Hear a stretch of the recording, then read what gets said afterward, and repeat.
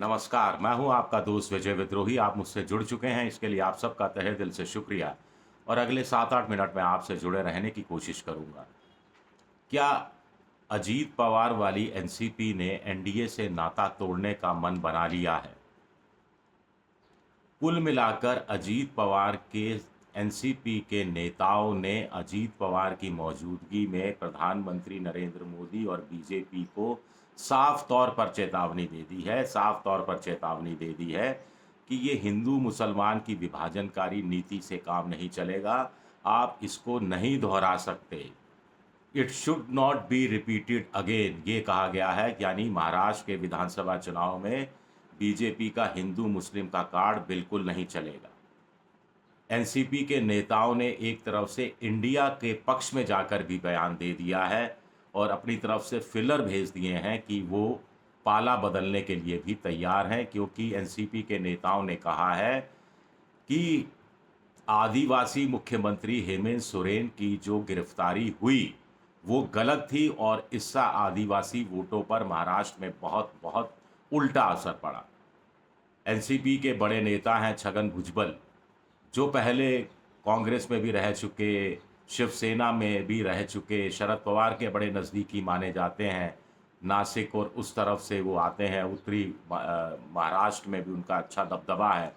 उन्होंने एनसीपी के foundation day समारोह के दिन अजीत पवार की मौजूदगी में, बाबा सिद्दीकी की मौजूदगी में कुछ खरी-खरी बातें कही। उनका कहना था कि कुल मिलाकर महाराष्ट्र में जो हार हुई, उसके पीछे इनडायरेक्ट रूप में बीजेपी की विभाजनकारी नीतियां ज़िम्मेदार थी। हिंदू-मुसलमान जो बड़े पैमाने पर किया गया, उसे मुस्लिम वोट बिदक गया, दलित वोट बिदक गया, संविधान बदलने की आशंका के चक्कर में दलित वोट बिदक गया और इसके साथ-साथ आदिवासी मुख्यमंत्री हेमंत सोरेन की गिरफ्तारी हुई, तो इससे महाराष्ट्र का आदिवासी वोटर भी बिदक गया। अब इनकी तरफ से साफ-साफ चेतावनी दे दी गई है, छगन भुजबल की तरफ से, कि एक-एक वोट कीमती होता है। अगर आपको आदिवासी वोट नहीं मिलेगा, अगर आपको दलित वोट नहीं मिलेगा, अगर आपको मुस्लिम वोट नहीं मिलेगा, तो आप चुनाव जीतेंगे कहाँ से? चूंकि महाराष्ट्र में अब विधानसभा चुनाव होने हैं और विधानसभा चुनाव में संविधान बदला जाएगा, आरक्षण खत्म किया जाएगा जैसे मुद्दे नहीं चलने वाले। ऐसे में लोकसभा चुनाव में जो दलित छिटक गया, जो आदिवासी छिटक गया, जो मुसलमान छिटक गया, उसको वापस लाने की ज़रूरत है। और उसको वापस कैसे लाया जा सकता है? उसको वापस ऐसे लाया जा सकता है कि दलितों, मुसलमानों और आदिवासियों का विश्वास दोबारा से जीतना ज़रूरी है। नहीं तो ये सारा वोट विपक्ष के खाते में चला जाएगा। छगन भुजबल ने साफ कहा कि बीजेपी ने जो हिंदू मुसलमान ध्रुवीकरण करने की कोशिश की इलेक्शंस के दौरान, इसको रिपीट नहीं करना है। अगर दोहराया गया इसको लोकसभा चुनाव, विधानसभा चुनाव में, तो लेने के देने पड़ सकते हैं। कुल मिलाकर एनसीपी 2 तरीकों से नाराज़ है। एक तो उनको लगता है कि उनकी उपेक्षा हो रही है। पहली बात, विधानसभा में उनके उतने लोगों को मंत्रिमंडल में, राज्य सरकार में प्रतिनिधित्व नहीं दिया गया जितना वादा किया गया था। हालाँकि अजीत पवार को उप मुख्यमंत्री बनाया गया, छगन भुजबल को भी मंत्री बनाया गया। फिर छगन भुजबल नासिक से चुनाव लड़ना चाहते थे, उनको टिकट नहीं दिया गया, देर की गई, आनाकानी की गई। बाद में वो इतने नाराज़ हो गए कि अपनी तरफ से उन्होंने घोषणा कर दी कि वो तो साहब चुनाव लड़ना ही नहीं चाहते हैं। बाद में उनको मनाने की भी कोशिश हुई, लेकिन वो रूठे रहे और उनके रूठने का भी खामियाज़ा महायुति को महाराष्ट्र में उठाना पड़ा, ऐसा भी कुछ लोग कह रहे हैं। अब मंत्रिमंडल का गठन हुआ, तो प्रफुल्ल पटेल को कैबिनेट मंत्री का दर्जा दिया जाए, ऐसा अजीत पवार चाहते थे। लेकिन मोदी जी नहीं चाहते थे, क्योंकि प्रफुल्ल पटेल तो राज्यसभा से हैं। राज्यसभा का बहुमत भी आ भी जाएगा बीजेपी के पास, तो भी क्या हासिल हो जाएगा? वो तो लोकसभा में अपनी एक-एक सीट पक्की, एक-एक वोट पक्का करना चाह रहे हैं और ऐसे में वो चाह रहे थे कि तटकरे जो चुनाव लड़कर आए हैं रायगढ़ से, एकमात्र सीट जीती है, उन्हें मंत्री बनाया जाए और राज्य मंत्री का दर्जा देना चाहते थे। प्रफुल्ल पटेल अड़ गए, अजीत पवार अड़ गए कि साहब ऐसे काम नहीं चलेगा। जो कैबिनेट मंत्री रह चुका हो, उसको मिनिस्टर ऑफ स्टेट, स्वतंत्र प्रभार का दर्जा कैसे दिया जा सकता है? ये अपमान है, हम इसे सहन नहीं करेंगे। नड्डा से मुलाकात हुई, अमित शाह से मुलाकात हुई, फिर भी बात बनी नहीं। कुल मिलाकर बीजेपी ने टरका दिया कि बाद में देखा जाएगा।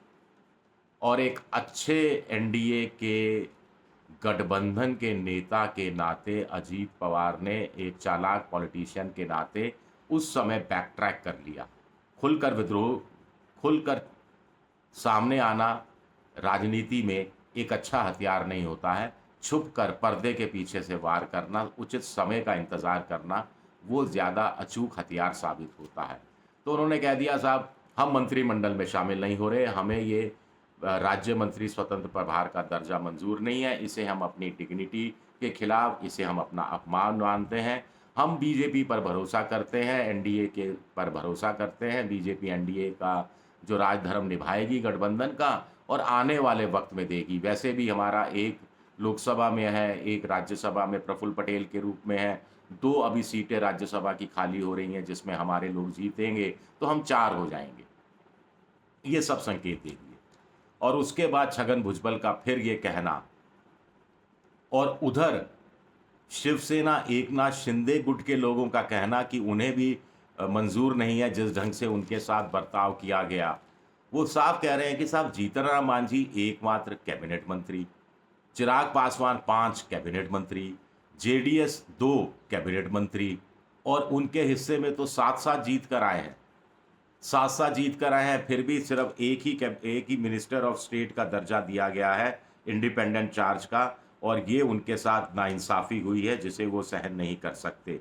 ये उनके जो नेता हैं उन्होंने कहा है, जिनका नाम मैं आपको बताता हूँ, कि एकनाथ शिंदे के जो नेता हैं उनकी तरफ से ये आरोप लगाया गया है, और बड़ा गंभीर किस्म का आरोप है कि हम तीसरी बड़ी एलाई हैं बीजेपी के बाद एनडीए के अंदर, हमें कैबिनेट बर्थ कम दी गई है, ज़्यादा दी जानी चाहिए थी, और हम ऑफेंडेड महसूस कर रहे हैं। ये श्रीरंग बरने का कहना है। तो आखिर महाराष्ट्र में पक क्या रहा है? कुल मिलाकर क्या एकनाथ शिंदे के और अजीत पवार के 18 से 20 विधायक वापसी की तैयारी कर रहे हैं?